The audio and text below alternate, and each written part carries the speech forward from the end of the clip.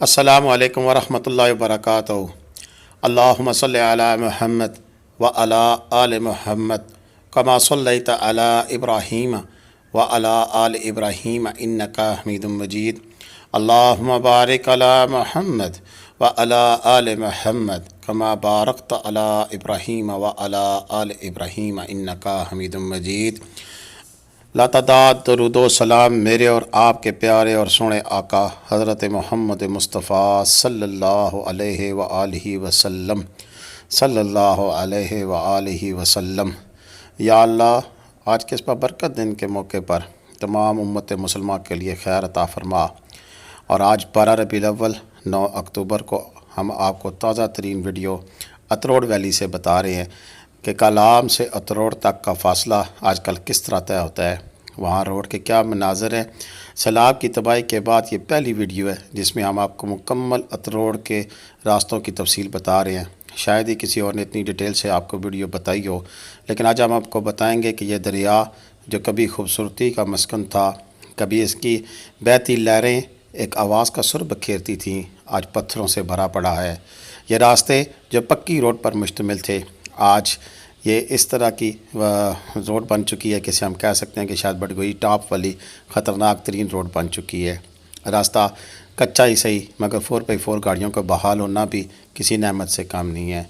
बीच में इक्का दुक्का जो शहरी आबादी थी, जहाँ से दरिया दूर था, वहाँ पर रोड कुछ किसी कदरे बेहतर हालत में मौजूद है।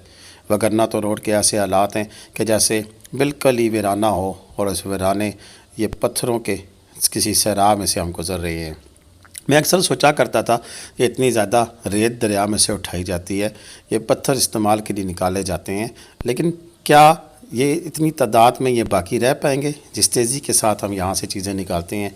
लेकिन खुदा वंदो ताला ने अपना आप दिखाया, और मुझे अपनी ज़िंदगी में मैंने देखा कि किस तरह ये रोडें जो बनी थी वो किस तरह टूट फूट का शिकार हुई, और किस तरह ये दरिया जो पत्थरों से खाली होते जा रहे थे, जो रेत से खाली होते जा रहे थे, पत्थरों और रेत से ऐसे लबरेज़ हुए कि दरिया ने रुख ही बदल डाला।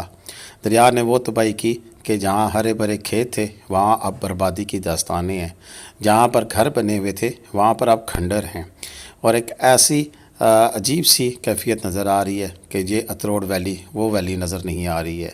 ये खूबसूरत नज़ारे जो आप देख रहे हैं, बहुत कम कहीं कहीं आपको ऐसे ग्रीन पैचेस नज़र आएंगे, वगरना तो हर तरफ सिर्फ पत्थर हैं, रेत है, और एक अजीब सी वीरानी है। यहाँ पर खूबसूरत वादी, इतनी खूबसूरत वादी होती थी, दिल करता था कि हर मोड़ पर, हर अंग पे, हर गली कूचे में खड़े होकर कुदरत के इन हसीन नज़ारों को अपनी आँखों में समो लिया जाए, और फिर ऐसे समो लिया जाए कि फिर शायद ज़िंदगी भर के लिए जब तक आप वापस नहीं आते ये नज़ारे आपकी आंखों से ओझल ना हो।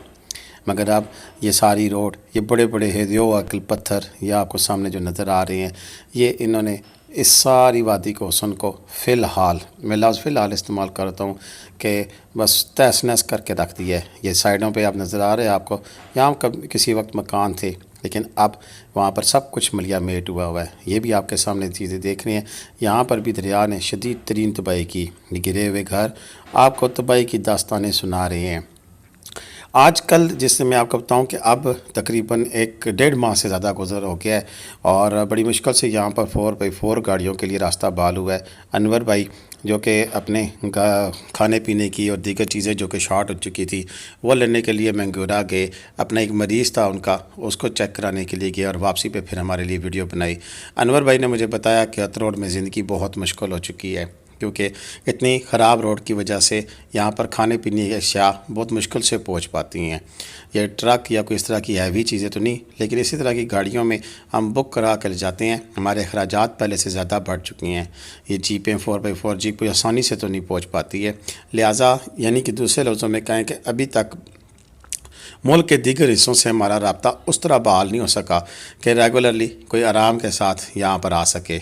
लेकिन फिर भी खुदा का शुक्र है और मेहरबानी उन लोगों की जिन्होंने रास्ता इतना बहाल कर दिया कि कम अज़ कम और नहीं तो 4x4 गाड़ियों के ज़रिए अब इंसान अपनी ज़रूरियात ज़िंदगी पूरी करने के लिए आ और जा सकता है।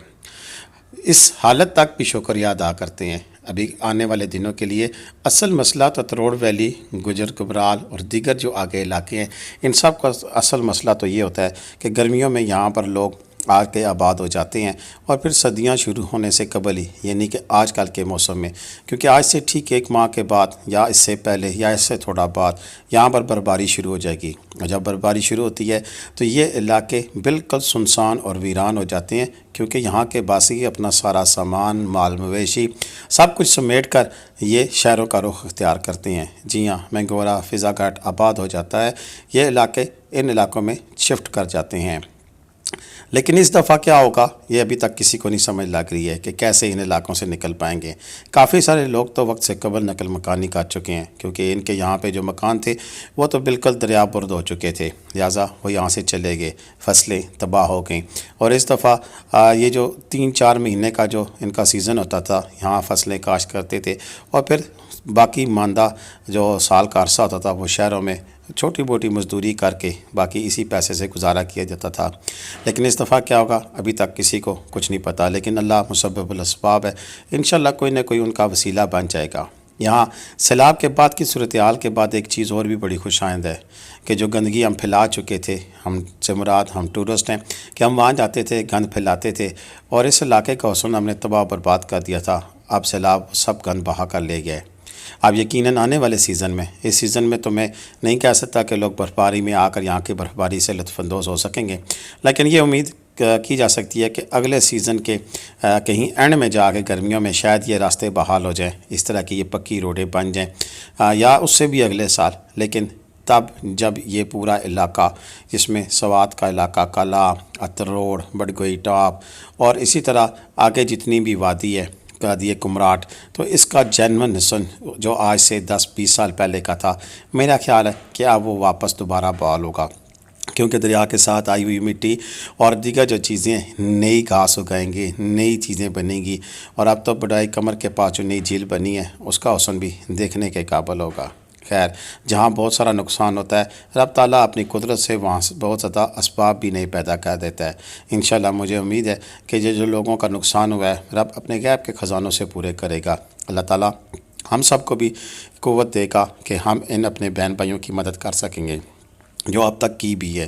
جس نے جتنی بھی مدد کی ہے اس کا میں شکریہ ادا کرتا ہوں، اور انشاءاللہ رب تعالیٰ سے اسے بہت بڑا اجر و ثواب عطا ہوگا۔